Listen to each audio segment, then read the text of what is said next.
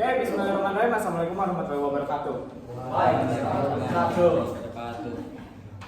Guys, di sini kita akan mempresentasikan hasil diskusi kami di mana terdapat adanya kasus keracunan luar biasa di sebuah desa tentang bakteri E. coli dan salmonella yang ada di nasi padang. Next. Sebelum kita ke materi, mari kita mengenalkan terlebih dahulu. Saya Gali Sanjaya. Saya Said Iskandar. Saya Rasional Istiqomah. Saya Faiza Zulfa. Ada teman saya yang tidak bisa hadir di tempat ini, namun bisa hadir lewat Zoom. Yaitu bernama Naila Salma. Agar tidak memakan waktu lama, mari kita langsung saja. Terdapat kasus keracunan luar biasa di suatu desa pada tanggal 30 Mei 2024. Kejadian ini bermula ketika seorang warga yang beres pengajian membeli 25 bungkus nasi padang, di mana ke-25 bungkus ini dibagikan kepada para jemaah. Nah, dimakanlah sama para jemaah itu setelah pulang dari pengajian. Dan pada jam 7:30 mereka memakannya. Lalu tidak lama kemudian ada gejala, yaitu berupa mual, muntah, sakit perut, pusing, lemas, demam, dan sesak napas. Setelah diselidiki keesokan harinya oleh Puskesmas, terdapat bakteri E. coli dan salmonella dari nasi padang tersebut.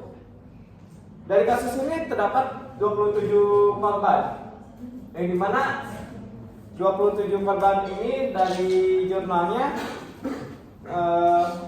tidak diketahui kelanjutannya. Kami mengambil jurnal dari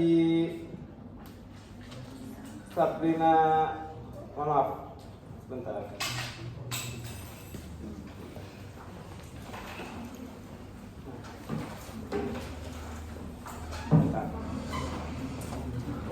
Kami mengambil jurnal dari penulisnya Sabrina dari Suara. Pada jurnal ini diterbitkan pada tahun 2025. Next ada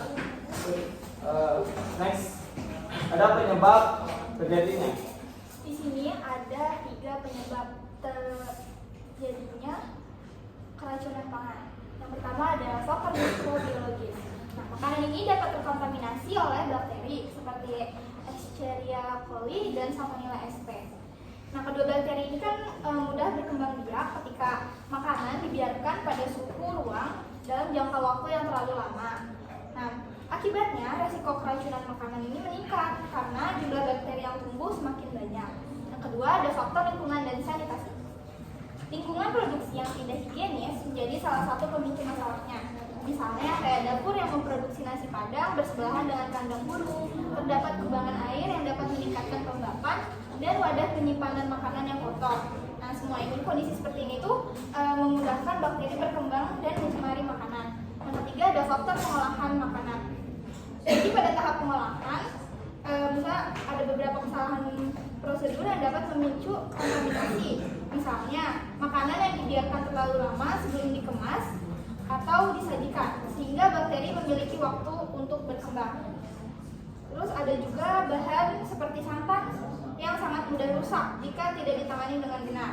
Selain itu, terjadi kontaminasi silang ketika berbagai jenis makanan itu dicampur dalam satu bungkus, jadi nggak ada tanpa pemisahan atau alat yang memadai.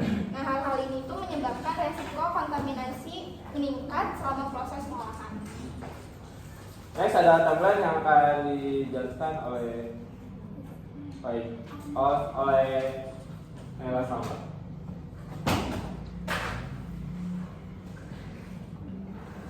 Ya, silakan.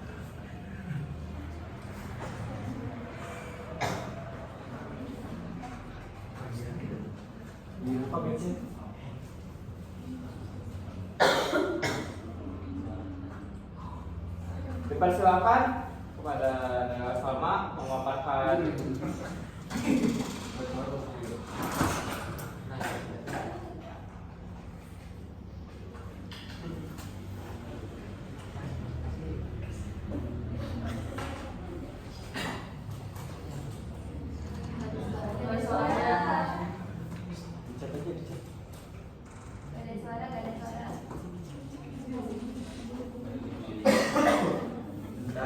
maaf sebentar teman-teman.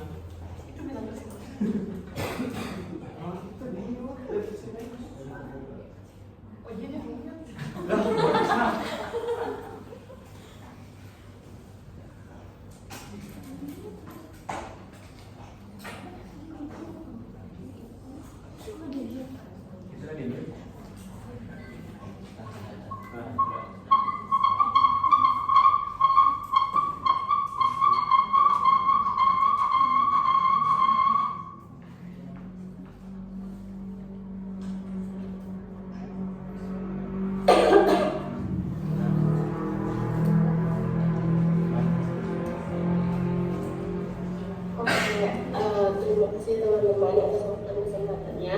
Sebelumnya mohon maaf kepada Provisi dan Juri dan teman-teman semua dikarenakan saya tidak bisa mengikuti presentasi secara luring dalam kelas dikarenakan kondisi badan saya yang sakit. Oke, lanjut aja. Ini ada timeline dari kasus yang kita temukan pada pukul 12.30 atau jam setengah 5 sore. Nasi Padang dibeli oleh orang yang mengadain tahlilannya untuk acara tahlilan. Terus kan biasanya kalau misalkan tahlilan itu dimulainya itu dari abis maghrib sampai isya biasanya kan. Nah terus si makanannya itu baru diminum sama warga itu jam 19.30, berarti jam setengah 8. Nah dari pembelian ke konsumsi warga itu berarti ada jangka waktu sekitar 2 jam kayaknya ya. Nah terus setelah dikonsumsi sama warga itu si nasi padangnya itu si nasi padangnya itu nggak langsung muncul gejala. Jadi ada jangka waktu dulu dari jam setengah 8 ke jam 3. Berarti ada jangka waktu sekitar 7 jaman, dan barulah dari jam 3 sampai jam 5 itu si warga-warga yang mengkonsumsi nasi padang itu mulai muncul gejala seperti diare, mual, muntah, sakit perut, dan pusing. Setelahnya ada 27 kasus terdeteksi, 3 pasien dirawat inap dan ditemukan pada E. coli bersama mereka. Terus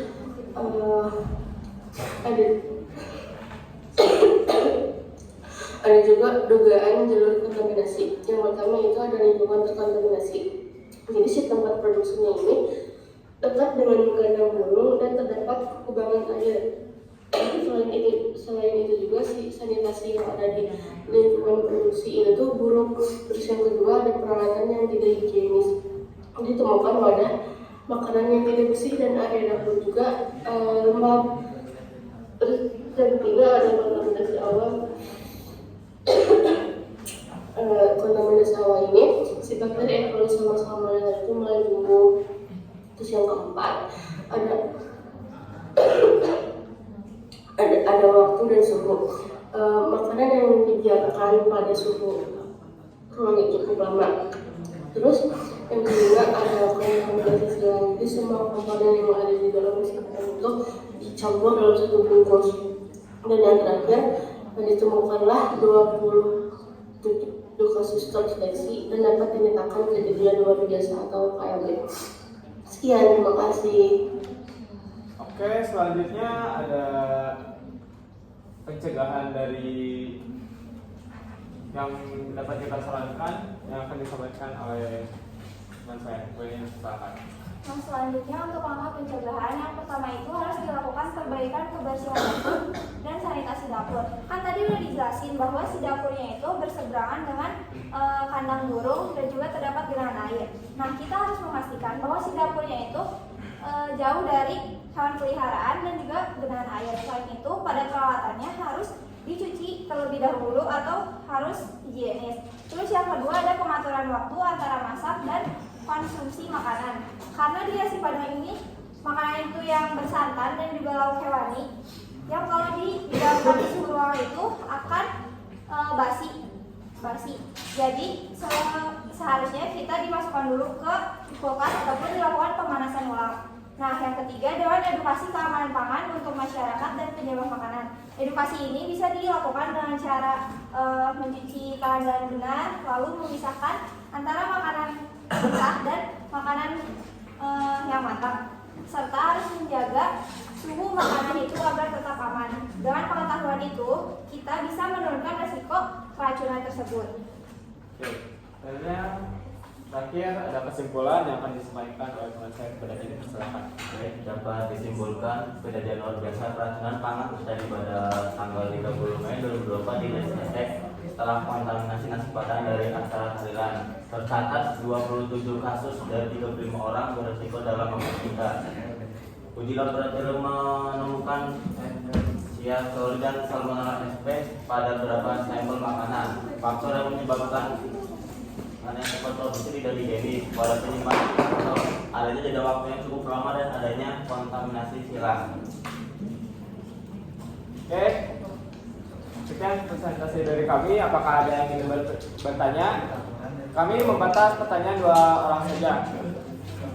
Oke, yang pertama mungkin bisa dari Denny. Terima kasih ya terkait materi yang sangat bagusnya. Paling di sini saya ingin mengatakan, tentu sudah dijelaskan ya bahwa kondisi lingkungan ini tempat produksi memiliki kontribusi yang sangat signifikan terhadap terjadinya kontaminasi. Nah, faktor-faktor seperti kedekatan dapur dengan kandang burung, keberadaan kubangan air serta yang lainnya. Sebelum beralih pada pembahasan yang lebih lanjut, saya ingin menanyakan terkait dari faktor lingkungan yang telah disebutkan tadi.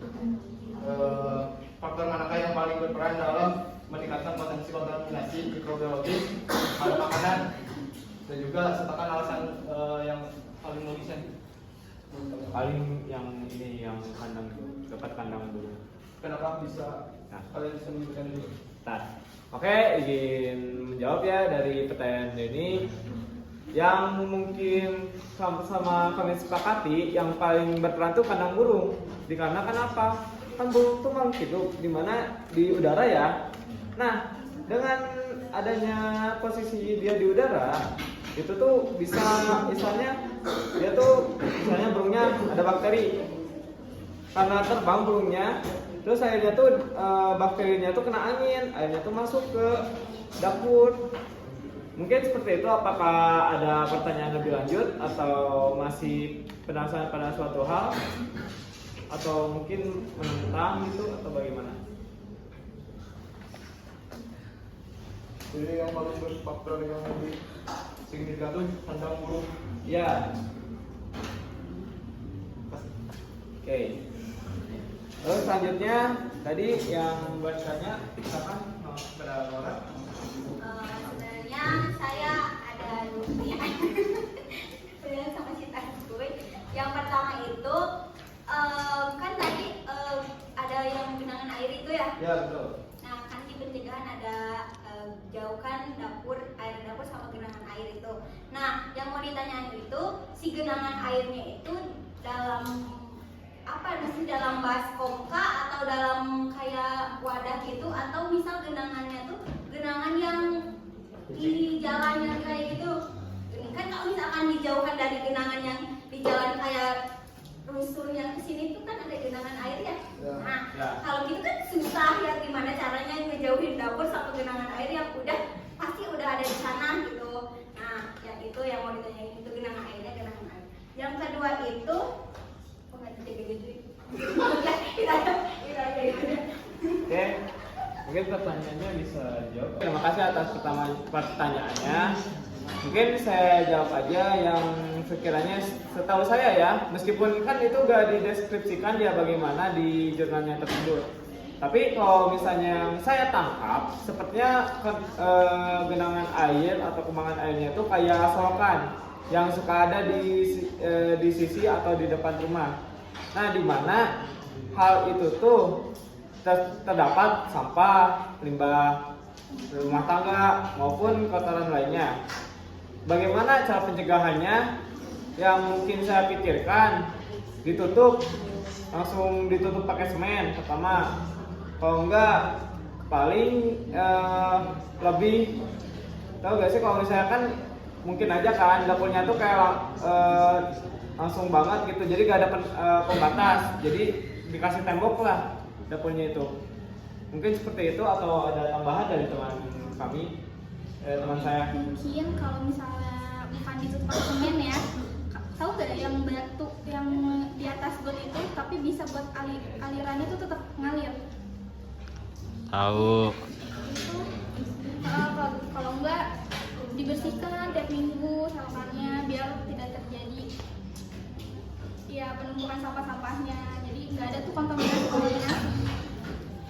Oke, bagaimana tanggapannya? Apakah ada tantangan bagaimana?